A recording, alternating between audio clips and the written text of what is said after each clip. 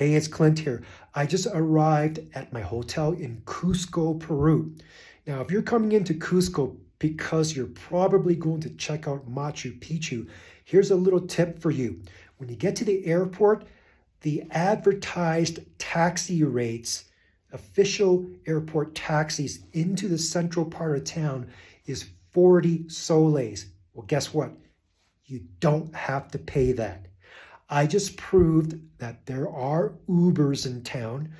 You have to walk out a little more into the parking lot to get picked up, but my Uber rate was 21 soles. So half price. Why pay full price when you can get an Uber for half price? So there you go. If you're coming into Cusco, don't hesitate to get an Uber.